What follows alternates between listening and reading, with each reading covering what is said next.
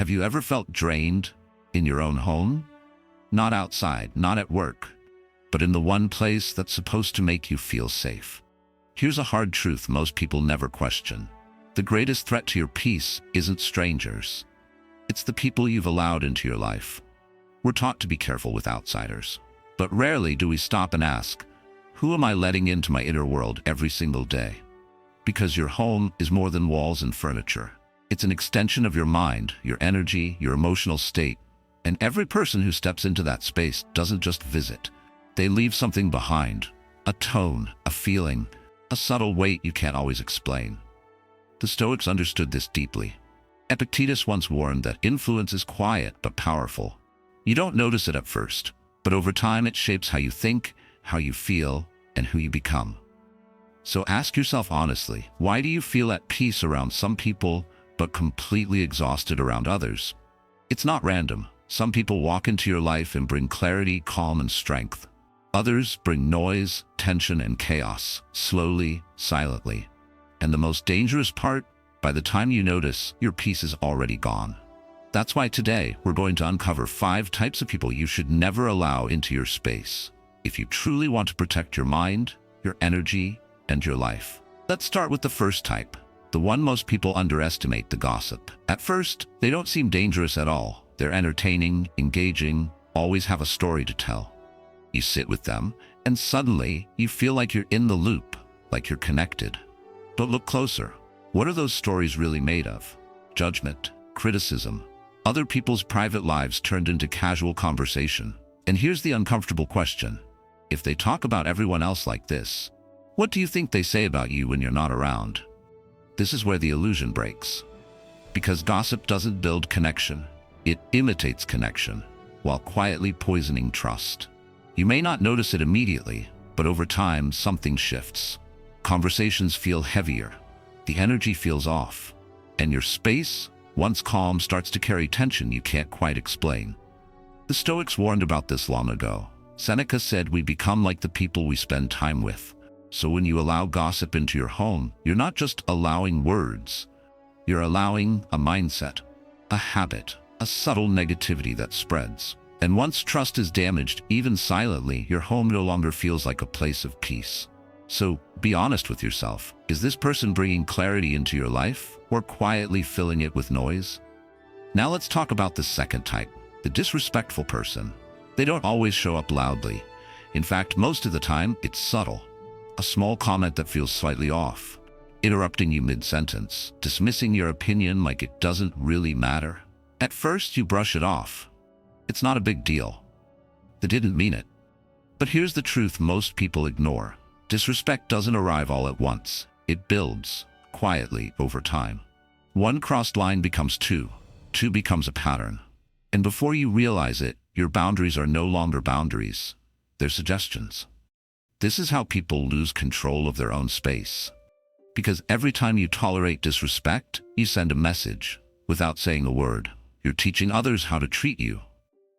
The Stoics were clear about this. If you don't define what you allow, the world will define it for you. And someone who doesn't respect your limits will never respect your peace. So ask yourself, are you protecting your boundaries or slowly giving them away just to keep things comfortable? Because your home is not a place to be managed by others. It's a place that should reflect your standards, your values, and your self-respect. Now let's look at the third type, the one who always brings problems. You know exactly who this is. Every time they show up, there's something wrong. A new conflict, a new crisis, a new story filled with stress, frustration, and chaos. At first, you feel empathy. You want to help. You listen. You support. Because that's what good people do, right? But over time, something starts to change. You begin to feel tired. After every conversation, your mind feels heavier, your energy lower than before. And then one day you realize something uncomfortable. Their problems never actually end. It's not a phase, it's a pattern. And without noticing, you've slowly become part of it. Because being around constant chaos does something to you. It pulls you in. It asks you to carry weight that was never yours. Marcus Aurelius once reminded us, you can't control the storms in other people's lives, but you can decide how much of that storm you allow into your own. Letting this kind of person into your space is like opening your door to a storm and hoping it won't rain. But it always does. So ask yourself honestly, are you supporting them? Or are you slowly losing yourself trying to save them? Because peace doesn't disappear all at once. It fades every time you choose chaos over clarity. Now let's talk about the fourth type, the constantly negative person. They don't yell, they don't create obvious chaos. But somehow, after spending time with them, you feel worse. They always expect the worst. Every opportunity becomes a problem. Every solution has a flaw. You share something good, they point out what could go wrong. You feel hopeful. They remind you why it might fail. At first, it sounds like being realistic, but over time, you begin to notice the pattern. It's not realism, it's a mindset, a lens that filters out anything positive and magnifies everything negative. And here's the danger. Negativity is contagious, not instantly, not obviously, but slowly, consistently. You start second-guessing yourself more. You feel less motivated, less excited, less willing to try, until one day, you're no longer the same person you used to be. The Stoics believed we must guard our thoughts carefully, because what we repeatedly hear eventually becomes what we believe. So ask yourself, are the people around you strengthening your mindset or quietly weakening it? Because not all damage is loud. Some of it happens in silence, through repeated exposure to doubt, fear, and limitation. And if you're not careful, their perspective can become your reality. Finally, the fifth type, the fake person. This one is the hardest to recognize, because on the surface, everything seems fine. They smile at you.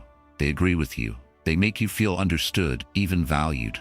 But something feels off. Not immediately, not clearly, just a quiet sense that something isn't real. Because with them, consistency is missing. In front of you, they act one way. Behind your back, it's different. Words change, attitudes shift, intentions blur. And the most dangerous part? They know how to make you trust them. They mirror your emotions. They say the right things at the right time. They create a connection that feels real, but isn't built on honesty. Over time, this does something to you. You become more guarded, more cautious. Even in your own space, you don't fully relax anymore. Because deep down, you know you can't trust what's real and what's not. And without trust, no relationship can truly stand. The Stoics valued truth above all, because once honesty disappears, everything else begins to collapse. So ask yourself, is this person truly aligned with you, or are they simply playing a role to stay close?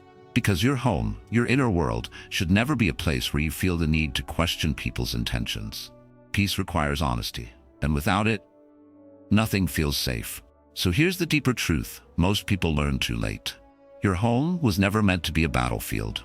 It's meant to be a place of peace, a space where your mind can rest, where your energy is restored, where you can simply be yourself, without tension, without noise. But that only happens when you become intentional about who you allow into your life, because not everyone deserves access to you.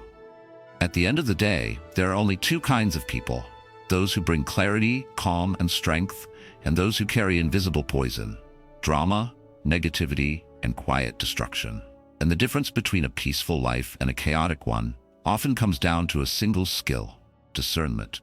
The courage to choose carefully, the strength to say no when something feels off, and the awareness to protect your space, even when it's uncomfortable.